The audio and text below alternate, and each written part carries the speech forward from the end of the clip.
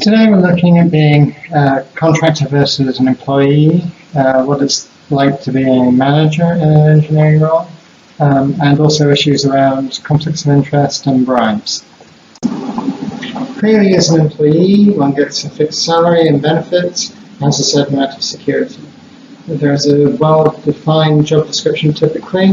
The payroll department will pay your salary, and you will typically have a manager you report to. The employer guarantees things like space to work, tools that you need.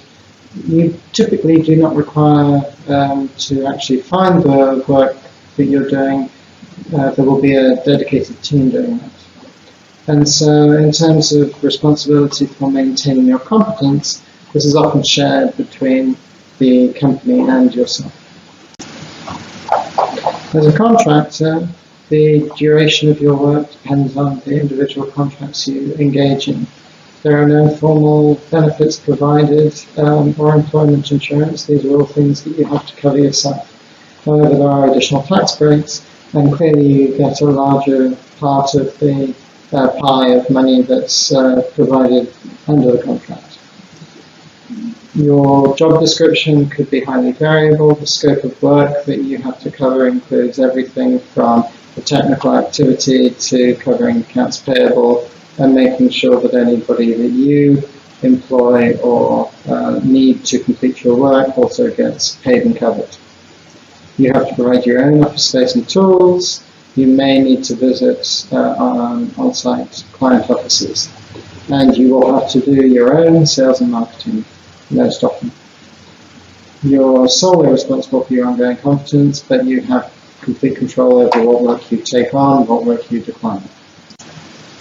In addition to thinking about employee versus contractor relationships, another aspect to this is the concept of unions and their role in engineering. On this page there are a number of links to articles and videos describing reasons why unions may be a valuable addition to a lot of engineering industries, and some reasons why unions are perhaps inappropriate for engineering. I should note that the first link is actually to a page in Finnish. If you have Google, you can use Google Translate to translate the key texts. If you go to reasons to join the union, it will provide some rationales on that page.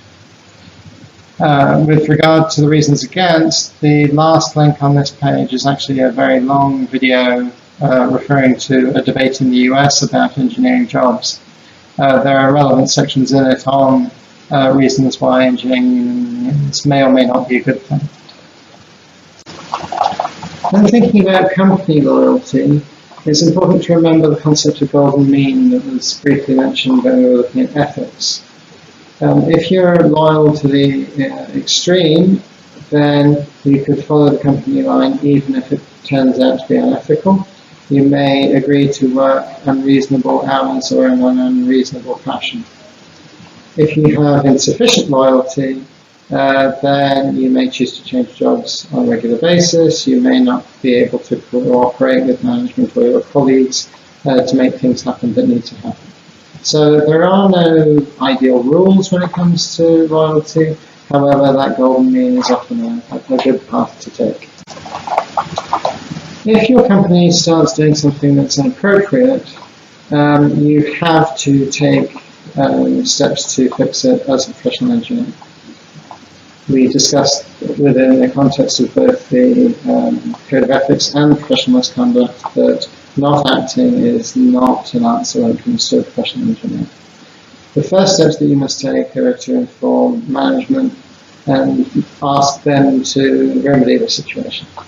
If they fail to remedy the situation, you go up the chain until eventually your final step is to report the situation to PEO. Note that whistleblowing in a professional engineering context does not mean go to the press. So you have to correct the problem. It becomes your responsibility to blow the whistle, and if nothing happens, the worst case may require you to resign and protest. But before resigning, you should consult a lawyer, because if you're resigning over a whistleblowing issue, this is equivalent to wrongful dismissal. So often engineers are promoted to managerial roles in engineering companies. This could be a purely management position, or that may be what's referred to as a technical manager, where you still have technical responsibilities and technical oversight over more junior technical people. So in addition to the academic credentials you may need to start your position, it may be beneficial as you become higher in management to have greater technical or management and business training. So for example, a higher graduate degree in a technical field, or a Masters of Business Administration or something equivalent. Engineers at all roles have to have a certain number of soft skills. That includes the ability to motivate co-workers, to be able to plan and organise your activities, to be able to communicate effectively when things are going well or badly, and to have that sense of integrity and honesty. However, in a management position, these skills can become more important. When it comes to management styles, it's worth thinking about what type of management style you would want in your managers, and what management style you might reflect on people that you end up managing. There may be a need to have multiple management styles when dealing with different types of a team. The following link is actually an amusing video looking at a number of issues, not just of conflict of interest, but of inappropriate behaviours of many types. I'd be interested in you watching the video. It's only short, it's about 5 minutes, and bringing your thoughts and ideas into class this week.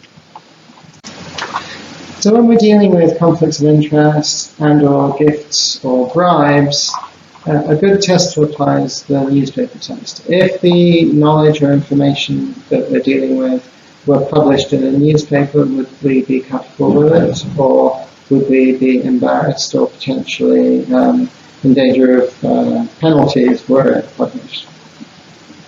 In addition to the newspaper test, many companies have a defined policy regarding gifts. And it's worth, in addition to considering the formal policy, asking yourself in all cases, what's the reason behind this gift, and what would the perception be of the gift that you're receiving. So it's worth also considering what you would personally consider as a reasonable line in terms of a gift. Most people would typically be happy accepting a pen with a supplier's logo. However, if it were a 24-karat gold pen, they might hesitate. Most people would refuse to accept an all-expense-paid trip to the Bahamas, but there might be a reason why you're being asked to attend an international conference that might justify that. So there may not be any simple black and white answers.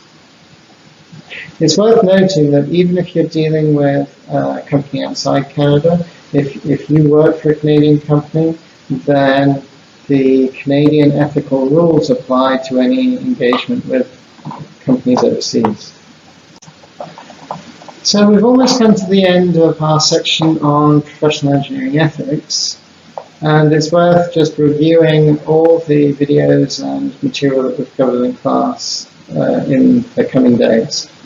In particular, we've looked at what makes a professional engineer, how you apply for it, the different types of license that you can get. We went through the 2 standards of codes of ethics, section 72 and 77. We looked at what conflicts of interest can consist of, how one blows the whistle in an engineering context, what gifts and bribes constitute, and ways that people can complain about engineers, and importantly,